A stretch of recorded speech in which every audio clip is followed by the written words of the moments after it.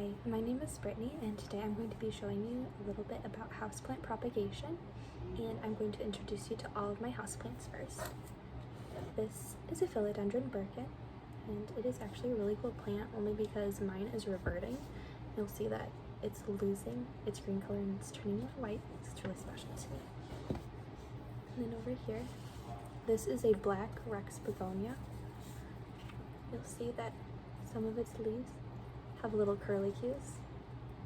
I have another one called escargot, and that's what it's known for, is the little curlicues in its leaves. This is a ripple marble peperomia, and you can see that its leaves are variegated, and that variegation is that nice white with that green. It's very sought after. And then finally, this is my oldest plant. This is just a golden pothos. It's actually considered a really basic plant, but this was the first plant that I got and I kept alive, and it didn't kill it, and it was just amazing. This plant has given me so many propagations, which is basically when you just cut a plant or you take part of it off or you do something to it that makes it grow extra leaves and kind of grow a baby. So I'm going to show you a couple of those methods today. And we're going to start off with my golden because it is the hardiest and best propagator.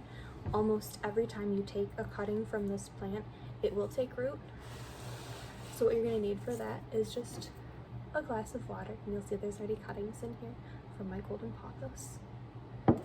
And then you're going to need very clean, sharp scissors. It's important that they're clean because anytime you make a wound of anything, whether it be a person or a plant, you leave them open to infection, and using clean tools and having clean hands is very important, as well as having the water clean. So clean water only, please.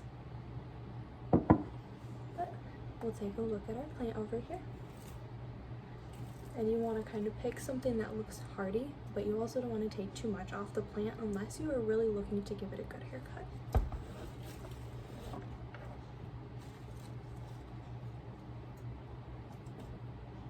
A good area right over here, and it's already got an aerial root.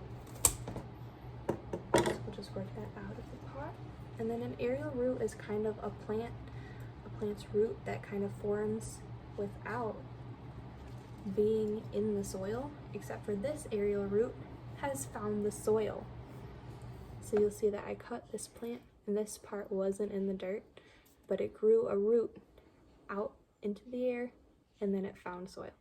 So life really does find a way, especially you'll see that in plants. It's kind of amazing, and I'm just rinsing some of the dirt off in here so that I'll change the water later and so that it's just clean, because I think that plants grow better without any dirt or soil inside of the water when I'm trying to do just a water propagation. So then just plop that right in there, and after a couple of weeks its roots will look just like this. And this is actually a monstera. This is a different type, but you can see one tiny root. Then there's another little teensy one. You might not even be able to see it growing there, but that's how it'll begin. And then eventually, once it's ready to plant, the roots will look like this. And it's very important that you have established roots before you put it into soil, because you want it to be able to take in moisture in through the dirt and everything, because in the water is oxygenated, but soil is usually compact and there's too much water in it for it to kind of get up in there with the oxygen. It's very important that you have good roots before you do that. And then finally, we're going to be doing some cuttings from this by peperomia, and these are very different because they don't have nodes and they don't really trail like other plants. They grow up a stalk, and so then usually, again, we'll pick a leaf that not too attached to, but that looks hardy.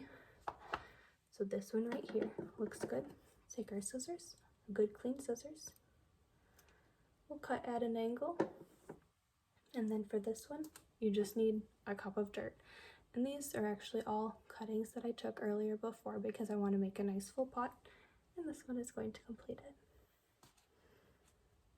And then you basically just kind of work it gently into the dirt. You don't really want to bend that stem because that stem is going to start forming the roots. And then once it's worked into the dirt, and it's laying nice and flat, then you're done. I hope you enjoyed my video and you learned a little bit more about houseplants today. I do also want to add that this isn't just houseplants that you can do this with. This is with all plants, including the plants that provide food and fruit or herbs to people. Like my mint is super easy to propagate. What you would do is you would just pinch a piece off, just like you did with this, and then you could stick it into either water or dirt. So it's always up to you. Feel free to ask me any more questions, and thank you again.